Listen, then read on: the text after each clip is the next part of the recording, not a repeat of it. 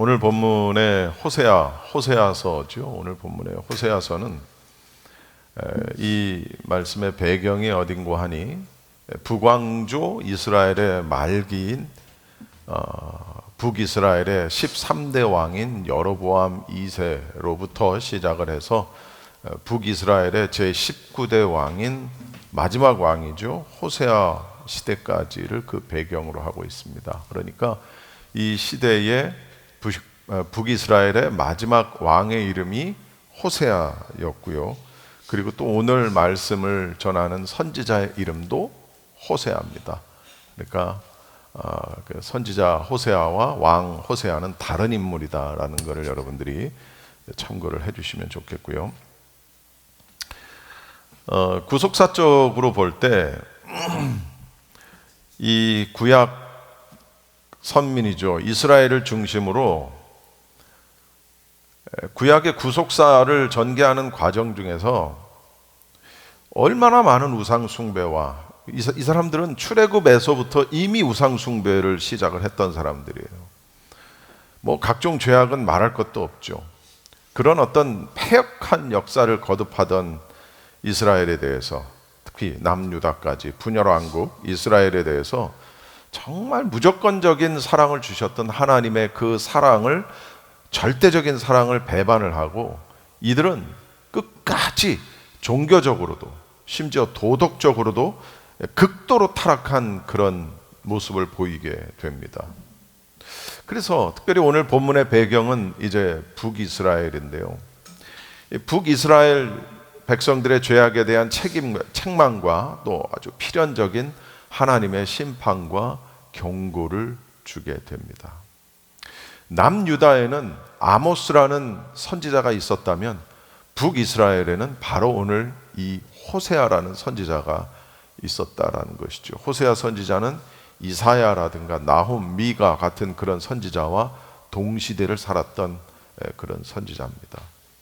이 사람은 심판 뒤에 있을 회복에 대한 예언까지도 했던 그런 인물입니다. 그래서 회개를 함으로 인해서 하나님과의 관계 회복을 촉구하고 있는 그런 내용입니다. 그러니까 여기서 지금 호세아가 회개를 외치는 메시지는 어떤 하나하나 한 사람 한 사람 개인에 대한 회개 메시지라기보다는 나라에 대한 회개 메시지를 선포하고 있는 겁니다.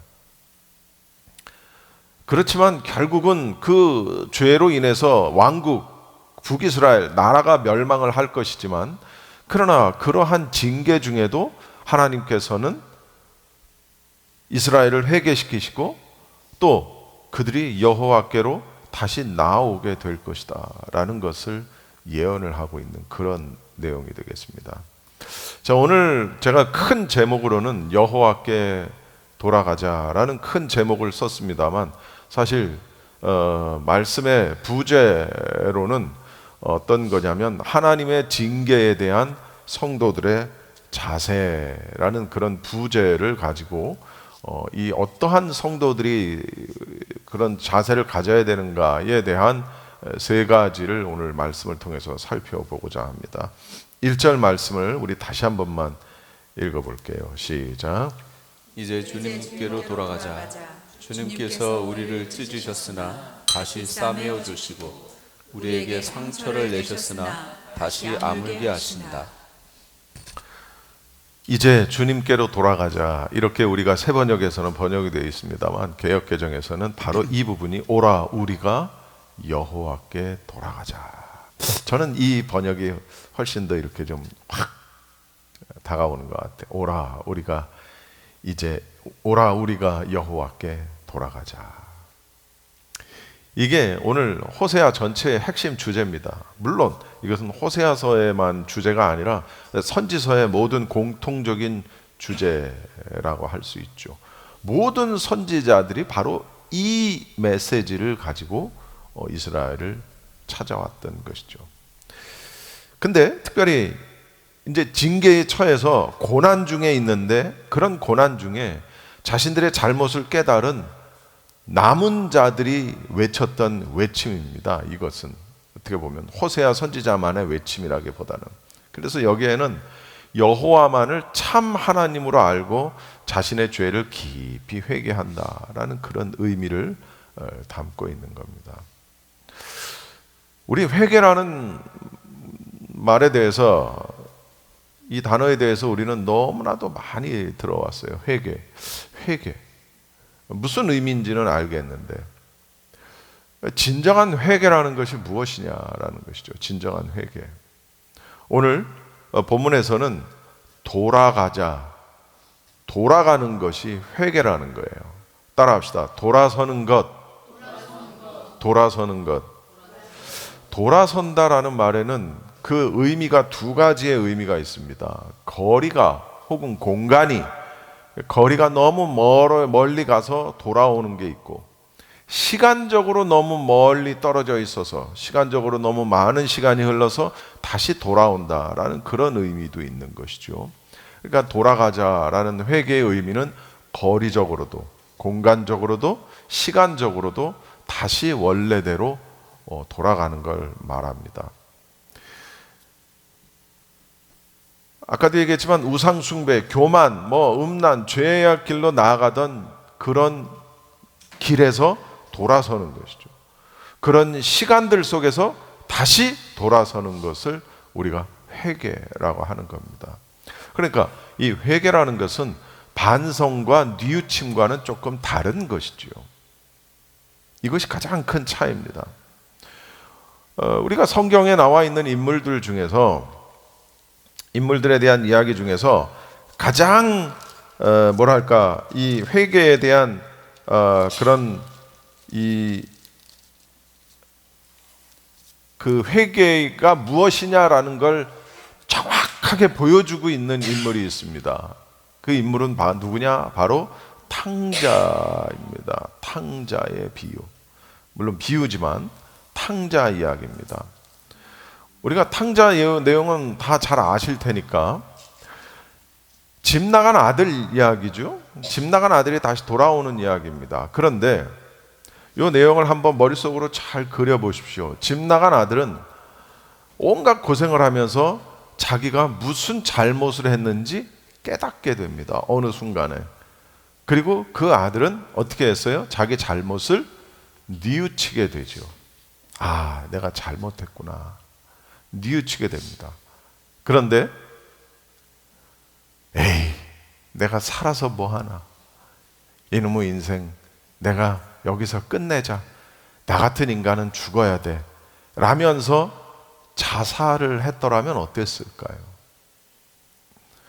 그런데 아들은 어떻게 했냐면, 자신의 처지를 확인한 순간, 자기 잘못을 깨닫게 된 순간 어떻게 해요? 자기 잘못을 인지하고 뉘우치게 되죠.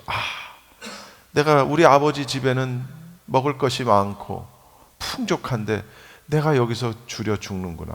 내가 지금 무슨 짓을 한 거지? 라고 잘못을 깨닫는 거예요. 그 다음 그는 이놈의 세상 내가 살아서 뭐하나 하고 자살로 끝낸 것이 아니라, 내가 아버지께로 돌아가자. 내가 아버지께로 돌아가서 내가 노예처럼, 하인처럼, 종처럼 살지언정 내가 아버지께로 돌아가자. 이게 회개란 말이에요. 돌아가자. 대비되는 인물이 있어요. 누구냐? 가룟 유다입니다. 가룟 유다도 어느 순간 예수님을 딱 30냥을 주고 팔고 난 다음 돌아서면서 내가 지금 무슨 짓을 한 거지? 라고 자신의 잘못을 깨닫고, 와, 이거 내가 지금 무슨 짓을 했지? 뉘우치게 됐어요. 그 다음 그는 어디로 갔어요? 어느 큰 나무를 하나 찾아가서 그 나무에다가 목을 맵니다. 그리고 생을 마감을 합니다. 가룟 유다는 뉘우쳤어요. 자신이 무엇을 잘못했는지, 잘못했구나라는 걸 뉘우쳤지만 회개하지는 않았어요. 그러나 탕자 아들은 뉘우쳤고 내가 다시 돌아가야 한다라는 것을 깨닫게 됩니다. 그게 회개라는 것이죠. 또 성경에 나와 있는 인물들 가운데에서 또 이 회개에 대한 또 아주 잘 그 극명한 어떤 그 정의를 내려줄 수 있는 인물이 있는데 그게 누구냐 하면 바로 삭개오라는 인물입니다. 삭개오. 삭개오는 세리장이었어요. 여리고에 있었던 세리장이었어요. 이 사람은 세금을 착복합니다. 그래서 로마 정부에 세금을 납부한 다음 나머지는 자신의 몫으로 챙겨서 자신의 배를 배불렸던 그런 인물입니다. 이런 걸 우리가 요즘 말로 얘기하면 뭐라 그래요? 횡령이라고 얘기하는 거예요. 횡령. 그런데 자기 몫을 더 많이 챙기기 위해서는 어떻게 해야 돼요? 세금을 더 많이 뺏어야 되겠죠. 그래서 이 삭개오는 그때 당시 삭개오뿐만 아니라 이 세리하는 사람들은 폭력배들과 함께 같이 다녔어요. 왜? 그걸 뺏어야 되고 또 그런 삶을 살다 보니 신변의 위협을 늘 느끼고 있었기 때문에 폭력배 조직 같은 것들을 일종의 요즘식으로 얘기하면 거느리고 다녔고 로마 정부는 그걸 알면서도 그걸 무마해 줬다라는 것이죠. 그러니 얼마나 많은 못된 짓을 했겠고 이 세리들이 얼마나 그 시대 이스라엘 백성들에게 지탄을 받던 그런 아주 그런 인물들입니다. 어느 날 이 세리가 이 삭개오가 소문을 듣고 예수님을 보기 위해서 나무 위로 올라가는 일이 벌어집니다. 뭐 내용을 다 삭제하고 예수님을 초대하죠. 삭개오가. 근데 놀라운 일은 예수님께서 먼저 삭개오를 부르신다는 거예요. 그러니까 예수님께서 삭개오를 이미 알고 계셨다는 거예요. 그래서 그 집에 들어가서 식사를 하신 것이죠.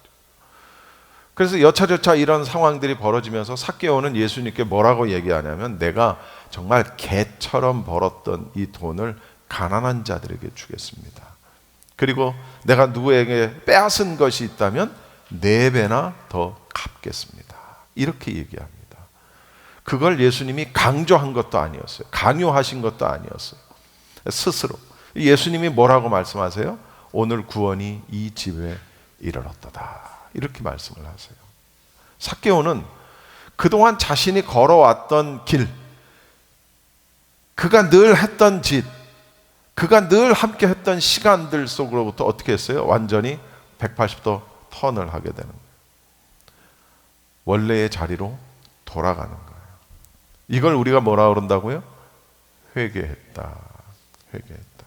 오라 우리가 이제 여호와께 돌아가자. 주님께 돌아가자. 이것이 바로 회개의 진정한 모습이라는 것이죠.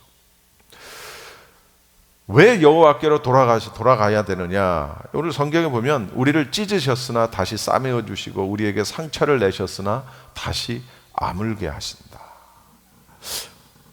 병 주고 약 주나?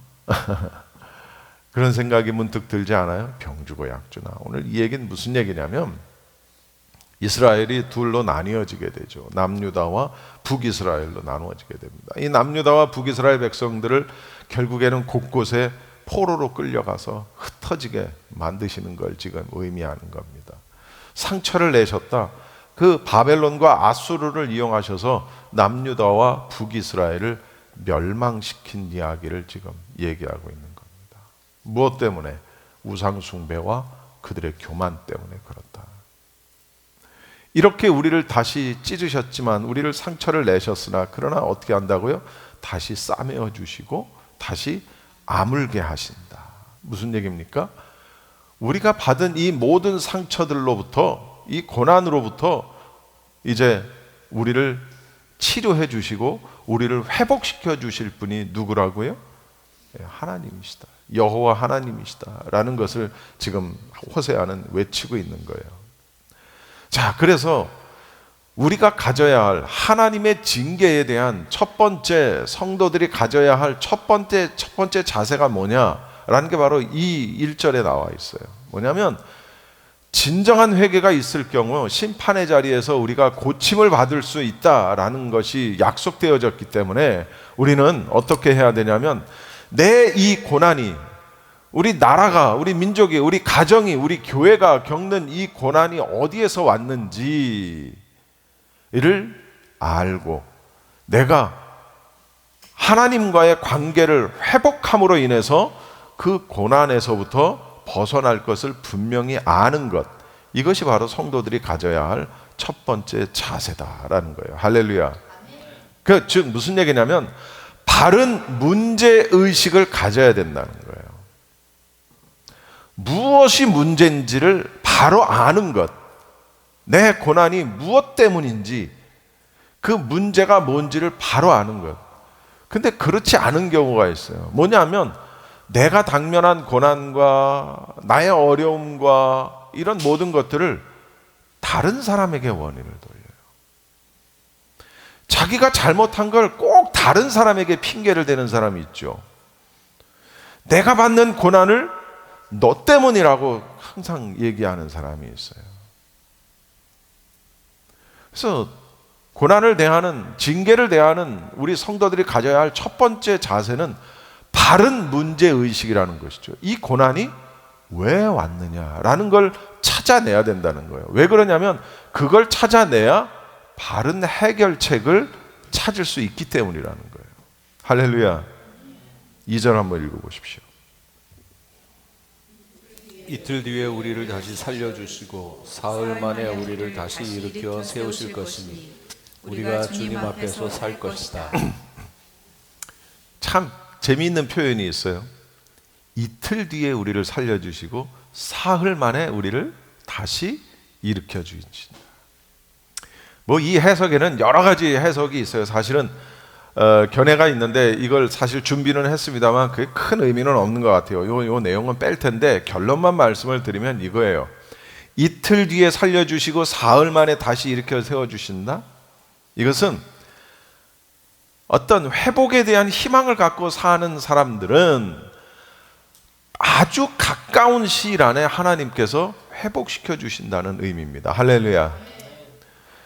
이틀 후에, 사흘 뒤에 우리 일종의 관용어구 같은 건데 우리 말에도 그런 표현이 있잖아. 야, 내일 모레면 내가 나이가 60이야. 진짜 내일 모레면 내가 60이에요? 나는 내일 모레도 여전히 57이에요. 왜냐하면 생일이 안 지났으니까. 생일 안 돼. 근데 우리 와이프는 58이야. 생일 지났으니까.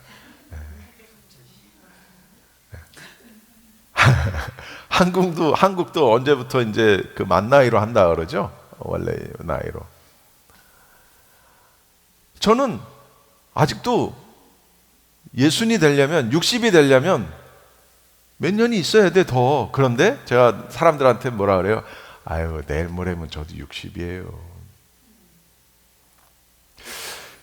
이틀과 사흘이라는 것은 짧은 인내의 때를 가리키는 것으로 보는 거예요. 물론 여기에는 뭐 바벨론으로부터의 구원, 뭐 메시아에 의한 완전한 구원, 해방, 그리스도의 부활, 성도의 부활 막 이렇게 그냥 막 해석하는 부분들이 많아요.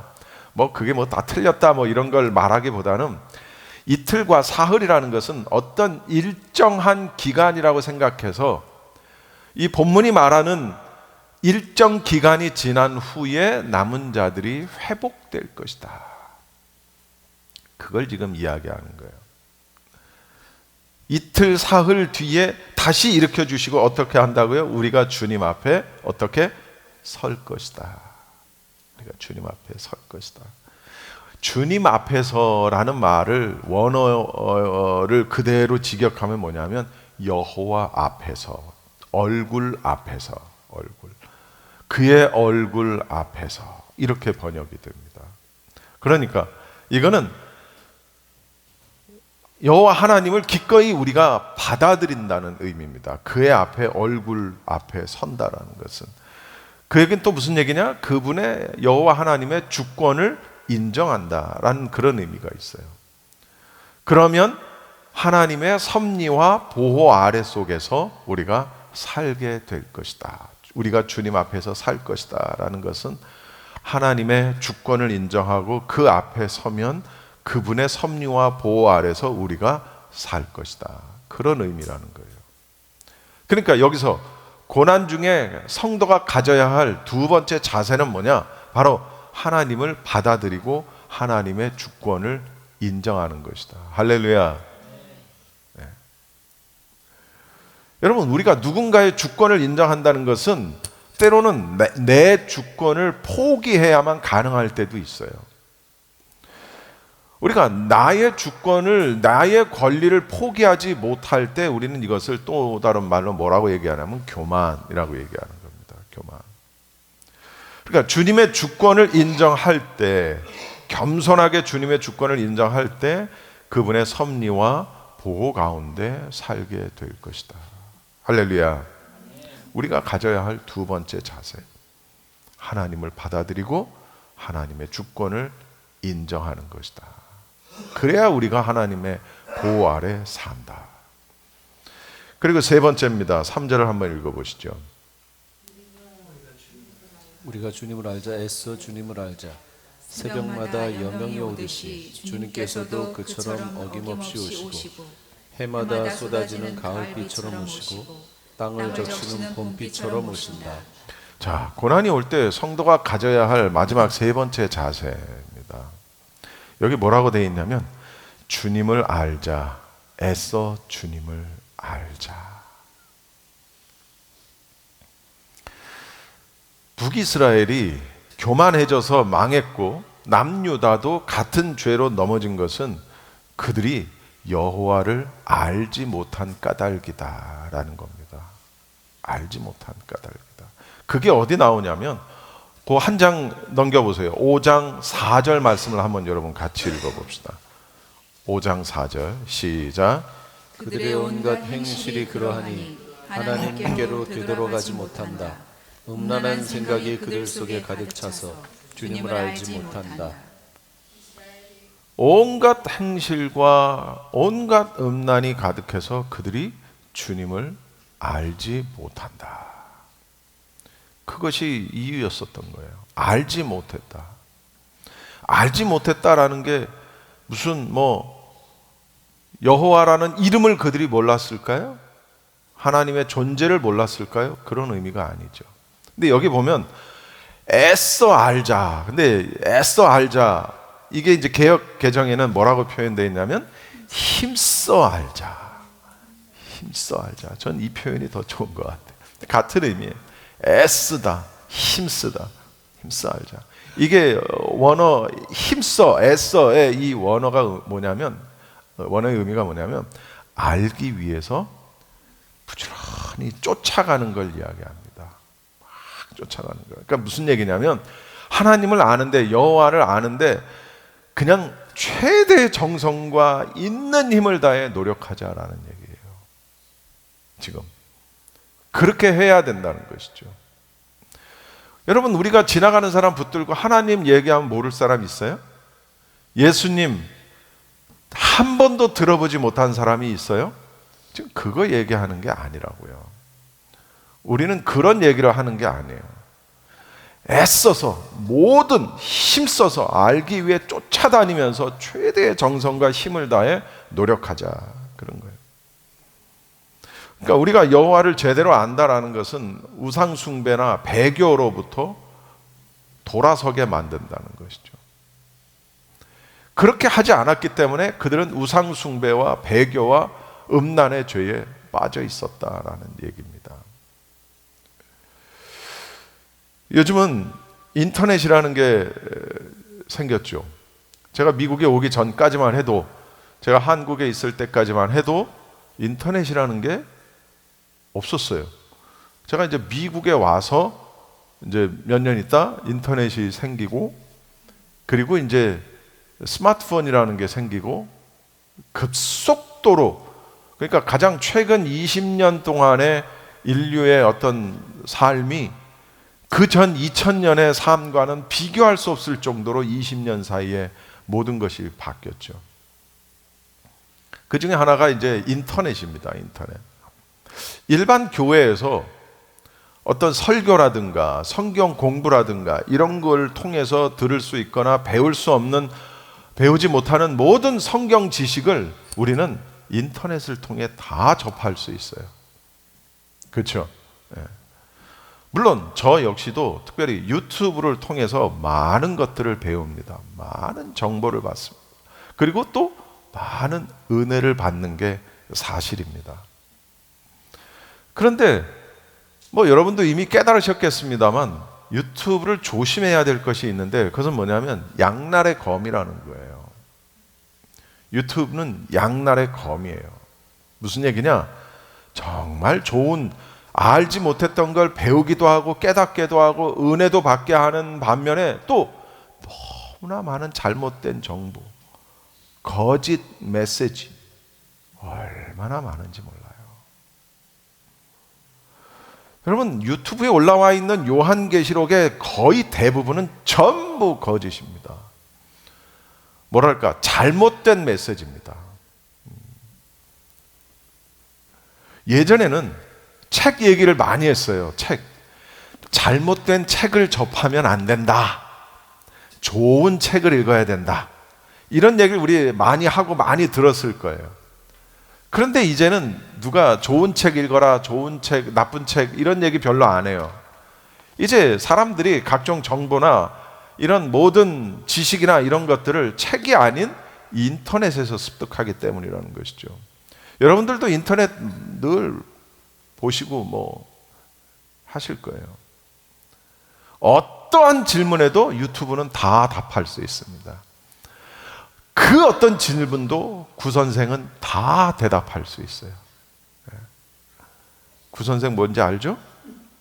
모르시는 분들은 예배 끝나고 물어보세요.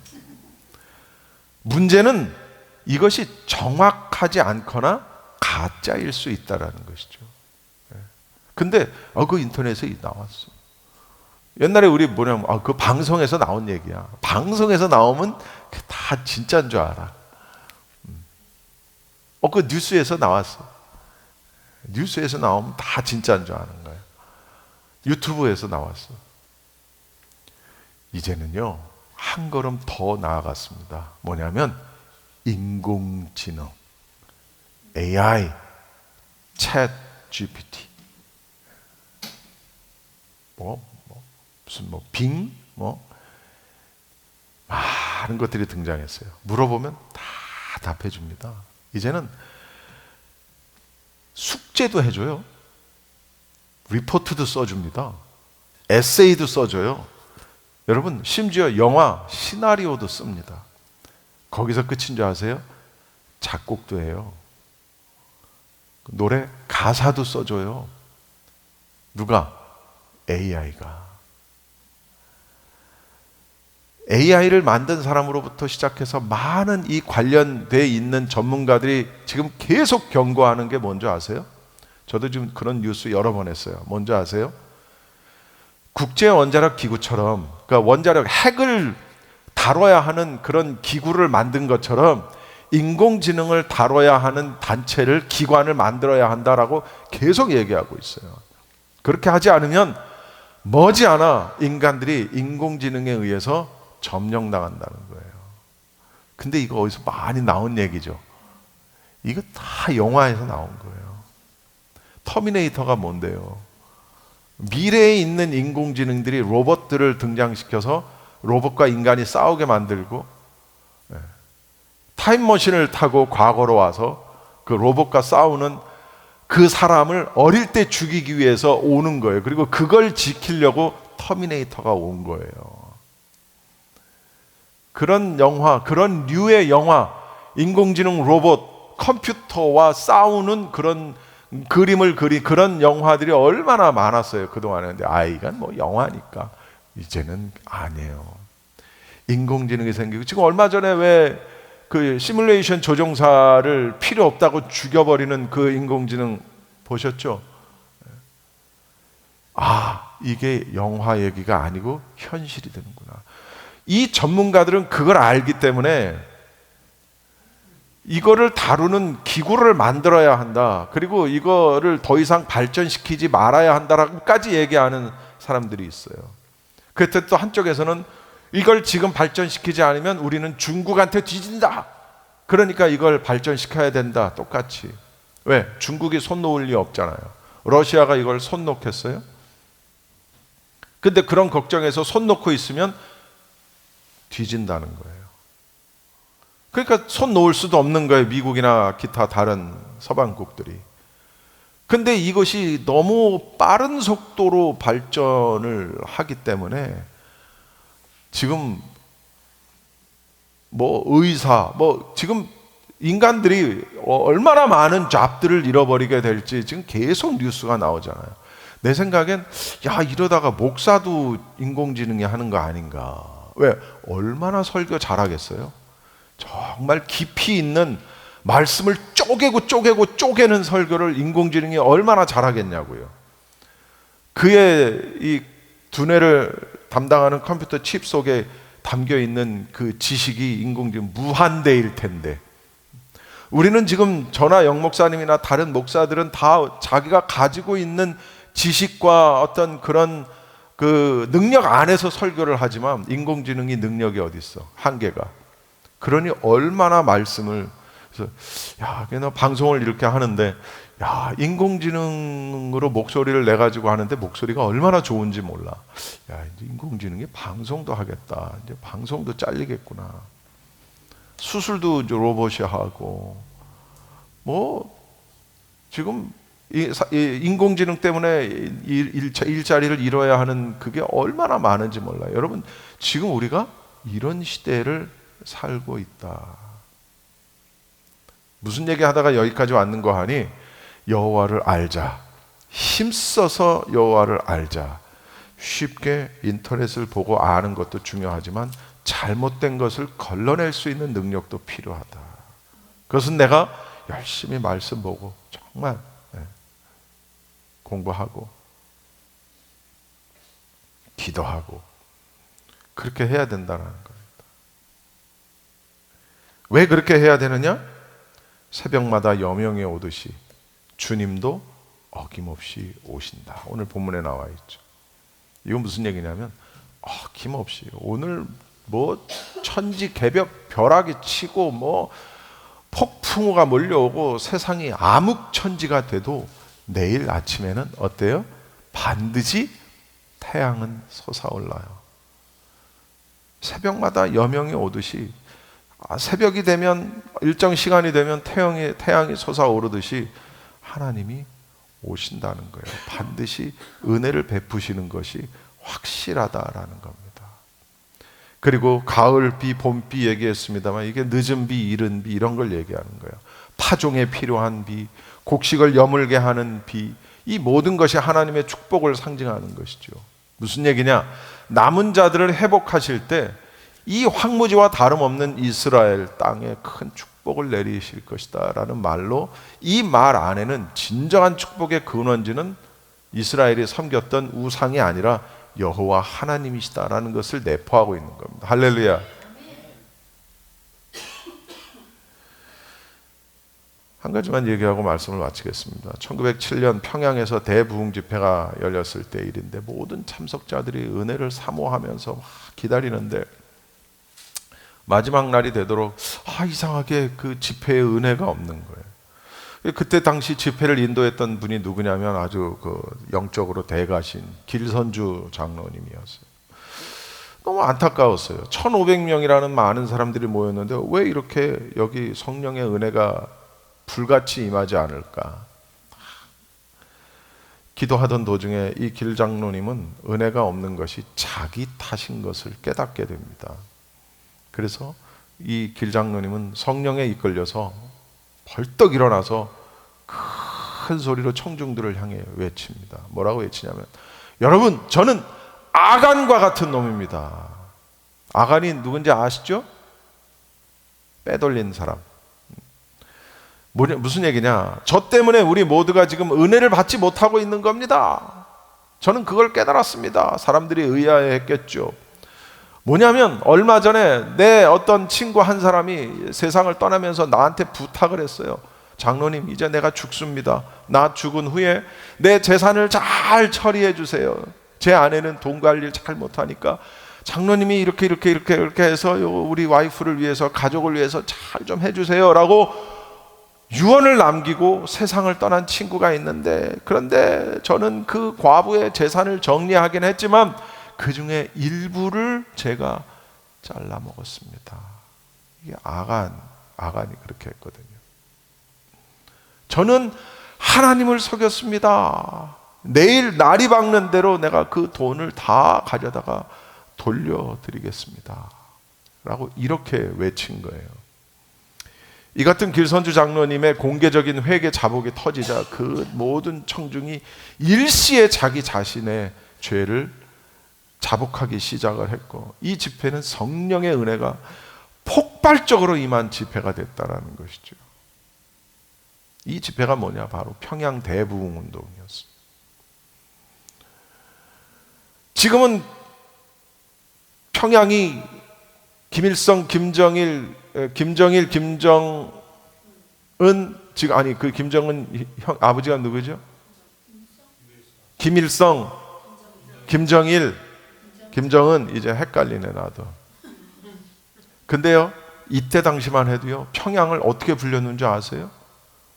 동양의 예루살렘으로 불렸던 것이에요. 평양이. 근데 지금은 저렇게 됐어요. 그런데 이제 머지않아 그 평양에서 다시 한번 대부흥 운동이 일어날 줄로 믿습니다. 어떤 은사 집회에 갔는데 제가 집사람하고 구원은 믿음으로 얻는 것이지 회개로 얻는 것이 아닙니다라고 소리 높여 외치는 은사 목사님 있었어요. 집사람하고 저하고 나왔어요. 그냥 중간에. 여러분, 구원은 믿음으로 값없이 우리에게 주어지는 은혜의 언약입니다. 할렐루야. 그런데 그 구원은 회개로 성취의 날까지 지켜지는 것임을 잊지 마십시오. 아까 처음에 언급을 잠시 했습니다만, 이 미국, 우리가 살고 있는 이 미국, 우리는 그저 그냥 하루 벌어 하루 먹고 사는 하루살이 같은 인생처럼 우리가 그렇게 살고 있지만, 조금만 눈을 열어서 세상을 바라보면 얼마나 끔찍한 일들이 일어나고 있는지를 아셔야 돼요. 마이애미인가요? 그 도시는 좀비 마약 펜타닐로 인해서 도로 곳곳마다 사람들이 좀비처럼 휘청휘청거리고 그런 세상이 됐어요. 타이밍을 못 늦었다고 그걸 제재했어야 하는. 그리고 우리가 살고 있는 이곳 남가주 저쪽에서는, 이곳 헐리우드, 글렌데일 이런 데서는 6월이 무슨 달인 줄 아세요? 성소수자의 달입니다. 부끄러운 줄도 모르고 성소수자들보다 성소수자가 아닌 대다수의 사람들이 그 성소수자를 위해서 존재하는 그런 시대가 됐어요. 당당하게 그런 걸 외치고 그런 집회를 하고 좋아, 지들끼리 오케이, it's 오케이. 그런데 그걸 학교에서 정식으로 가르쳐야 되고, 그러니까 그걸 반대하는 부모들이 그걸 왜 학교에서 가르치냐? 그건 집에서 부모들이 가르치게 놔둬라. 지금 그게 붙어 있는 거예요. 여러분, 미국이에요. 미국이 어떻게 세운 나라입니까? 그리고 미국이 전 세계의 복음을 퍼뜨린 나라가 미국이에요. 대한민국도 그 복음을 받고 나온 거고. 물론 미국의 역사는 200년밖에 안 되지만 그 200년 역사 동안 미국이 얼마나 많은 일을 했는지 말도 못합니다.